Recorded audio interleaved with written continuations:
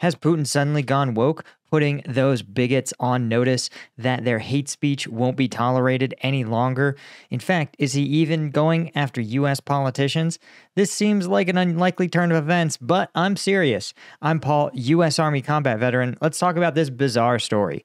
So this is coming to us actually from the Institute for the Study of War, who has pointed out that Russia has begun to codify terms expanding the official Russian definition of extremism as part of its effort to criminally prosecute domestic opposition to the war, right? So you might know that, of course, extremism is one of those words that's great because extremism just means everybody that believes things different than I do, right?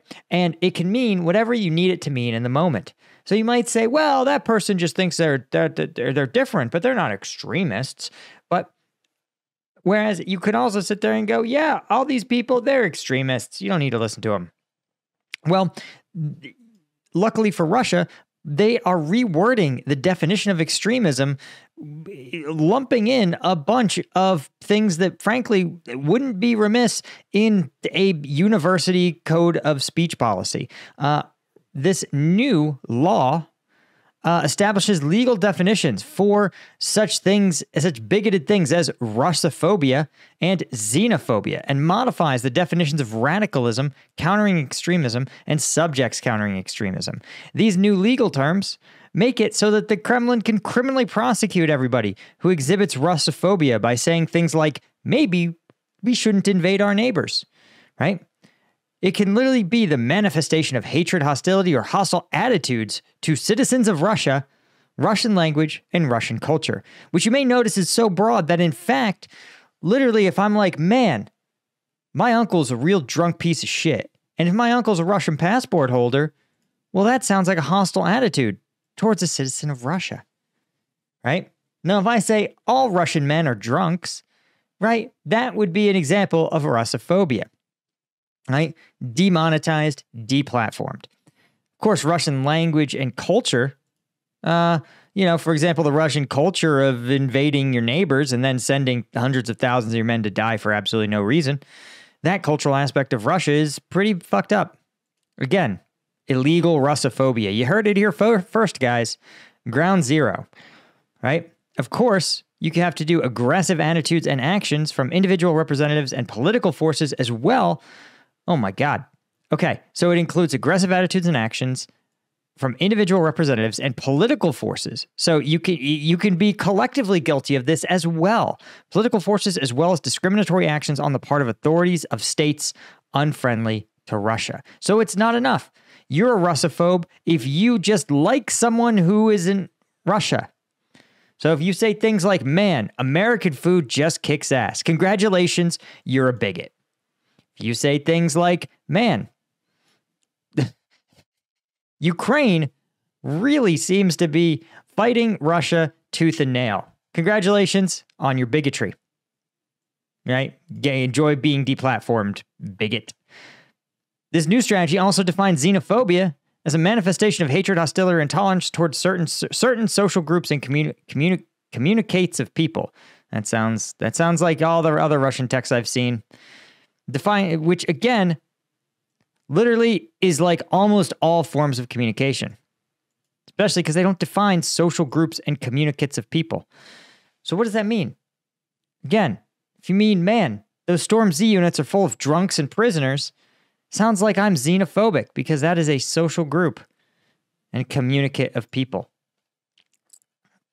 For example, if you were to say things like, man, Putin and his oligarchs in the Kremlin are fucking clueless nerds who are destroying their country because of their unbelievable egos. Sounds like I am now a bigot.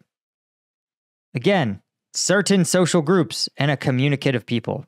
Communicative people isn't even a real word, guys. So that could mean anything. Whatever you want it to. And, of course, they've redefined radicalism. Adherence to an ideology of violence characterized by the desire for a decisive and radical change in the foundation of the constitutional system of the Russian Federation. So if you say, man, Putin's a dictator and Russia should be free, congratulations, you're now a dangerous radical. and the violation of the unity and territorial integrity of the Russian Federation. And remember, guys, the annexed regions of Ukraine legally are part of Russian territory now. So if you say things like, man, Kherson should be ceded back to Ukraine, again, congratulations, you are a xenophobic radical. Canceled by the Kremlin. All the Latias. Again, now this is actually a lot of fun, but the actual serious point is that the Kremlin has a bunch of problems that it's facing at home. First off, the war is not popular, and Russians are feeling the squeeze more and more. So they need this expanded definition to target people who think that who have beliefs as simple as Putin shouldn't still be president, we should have a real electoral system, or, hey, we should not try to invade Ukraine and our other neighbors. But also there's other problems. Because remember, that Moscow terror attack, that created a lot of ethnic tensions. And Putin has contributed to it because of his use of the Russian Orthodox Church to sort of reframe the Ukraine conflict in religious terms. The problem is that a lot of the fighters there are Muslims. A lot of them are recruited from Muslim majority countries, and a lot more are from Chechnya, are Muslim Russians. And so this has meant that there's this bifurcation of Russian society where you've got the ultra-Orthodox, Russian Orthodox Church goers, believers, who oftentimes have very strident beliefs. And then you have, especially around Muslims, following that terror attack in Moscow, a lot of them are saying, oh, this terror attack was reflective of all Russian Muslims or of all Muslims. And that is a huge problem for Russia, again, because how can these fighters work together or function together if you have this level of ethnic intolerance? You also have the function of the fact that much of the Russian military is also made up of foreign fighters recruited from places like Kazakhstan and Sri Lanka. And again, if you have Russians who look down on these other fighters, you're going to have fundamental problems with making your military work. Even more so when you have a public that goes, okay, we're hiring Kazakhstanis and Sri Lankans to fight in Ukraine, and we're giving them visas. Again, a lot of Russians may say this isn't what I want to happen in my country. So Putin needs to make these kind of ideas also equally illegal, right? So now, you will welcome the immigrants, bigot, is the official Kremlin stance. And this, to me, reeks of somebody who's losing control of the narrative, right? This is usually the last step. These kind of crackdowns is usually one of the last steps before you have full loss of the narrative, so to speak. Remember, Putin tried before this to get mill bloggers and major media outlets to sort of get on board.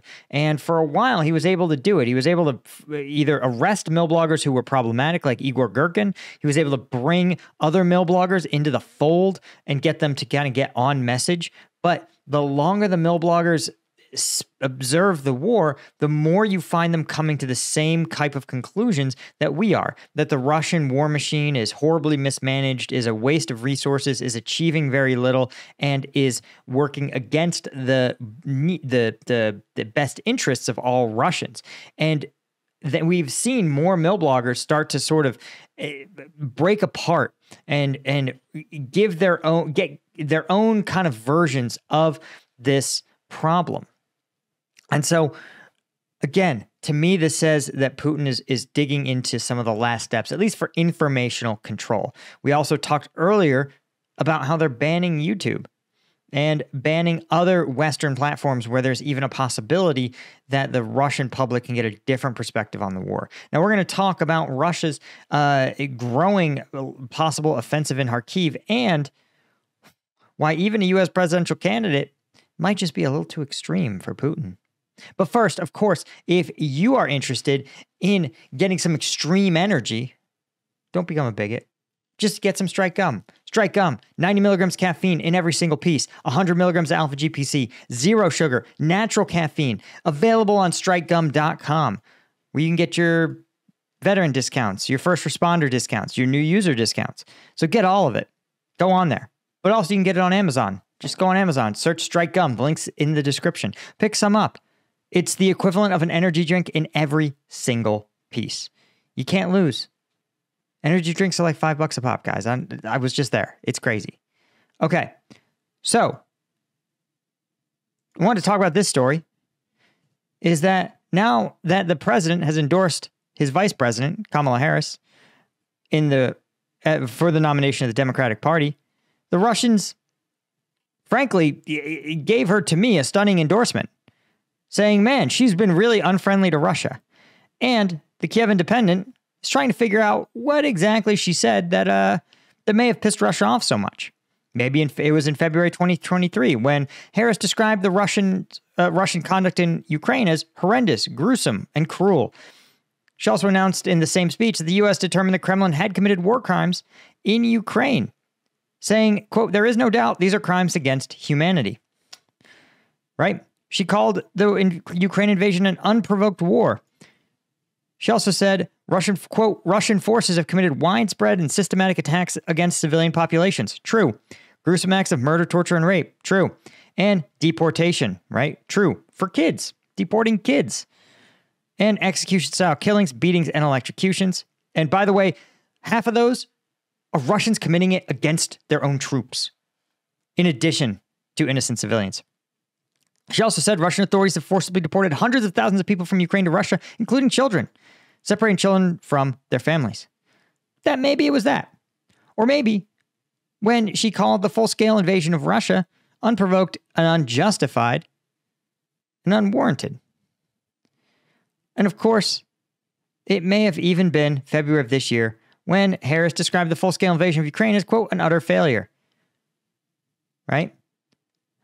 The world, as she points out, the world and NATO in particular and the EU they have never been more unified against a threat.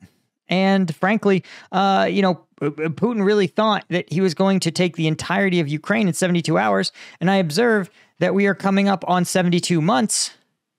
That's not true. We're coming up on 36 months. And as you can see, right now, the entire Russian military, all in, is trying to take the town of New York. It's about it's equivalent of about four blocks. This is like a one stoplight town. Okay. So the fact that the entire Russian military is bogged down in the absolute boonies of Ukraine, right, is well, frankly, I think she's onto something. Of course, she also referred to it as brutal. And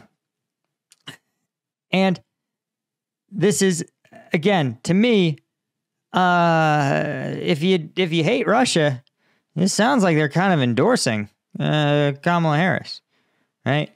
Now, Ukraine has said they'll work with anybody. But man, again, Russia's out there going out of the way to make sure that the U.S. public believes that even this VP is bad. Russia thinks she's bad. All right. Well, luckily on this channel, we don't give a shit about Russia's opinion on anything. So anyway, guys, that's all I had. Huge thank you to the members of CombatVetNews.com. Could not do it without you Colonel tier members. You guys are holding the fort down for me. Martin Baum, Gregory Pace, Stuart Abel, Daniel Brown, James Ola, and Chris Holmes and Chris Gorsuch. Thanks, guys. Thanks to all the Lieutenant tier members. Tomorrow, a new video is dropping, uncensored combat footage. I saw some crazy stuff of the Azov Brigade taking on more Russian trenches, close quarters. It seemed absolutely crazy. We're going to be breaking that all down tomorrow if you're a member. So check the link in the description. That's where you can become a member, support the channel, get access to those twice a week uncensored combat footage, the kind that YouTube just doesn't let me show you anymore. I don't know what else to say. That's all I got. See you guys in the next one. Cheers.